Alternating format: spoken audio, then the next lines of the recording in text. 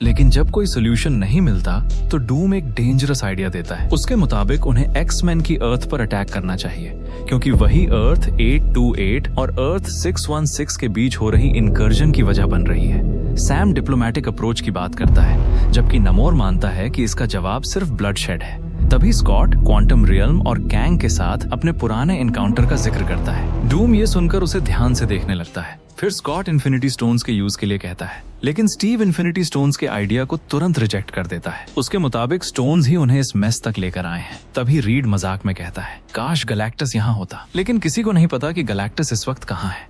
और इसी बात से रीड को एक आइडिया मिलता है। अगर उन्होंने गैलेक्टस को दूसरी यूनिवर्स में भेजने की टेक्नोलॉजी बनाई थी तो शायद उसी टेक्नोलॉजी से इन अर्थ्स को अलग भी किया जा सकता है। प्लान सिंपल था, 3 मैसिव कैनन्स बनाने होंगे, एक अर्थ 616 पर, एक अर्थ 828 पर और एक एक्स-मैन की अर्थ पर। तीनों को एक साथ एक्टिवेट करके शायद कोलैप्सिंग रियलिटीज को अलग किया जा सकता था, लेकिन टाइम बहुत कम था। स्टीव तुरंत हीरोज को 3 टीम्स में डिवाइड करता है। पहली टीम वकांडा में रहकर उनकी अर्थ के लिए कैनन बनाएगी, दूसरी टीम अर्थ 828 के बैक्स्टर बिल्डिंग जाकर दूसरा कैनन बनाएगी और तीसरी टीम एक्स-मैन की अर्थ पर जाएगी, जहां उन्हें वहां के हीरोज को इस प्लान के लिए कन्विंस करना था। इस सबसे इम्पोर्टेंट मिशन के लिए चुने जाते हैं विक्टर, रीड और हर्बी, सैम विल्सन, एलेना और शैंग-ची। अब 3 अर्थ, 3 टीम्स और सबके पास सिर्फ एक चांस। लेकिन किसी को अंदाजा नहीं था कि एक्स-मैन की अर्थ पर उनका इंतजार कौन कर रहा है, क्योंकि वहां पहुंचने के बाद उन्हें सिर्फ एक यूनिवर्स नहीं बचाना था, उन्हें पहले ये साबित करना था कि वे दुश्मन नहीं हैं। और अगर वहां के हीरोज ने उनकी बात नहीं मानी तो अगली इनकर्जन शुरू होने से कोई उन्हें रोक नहीं पाएगा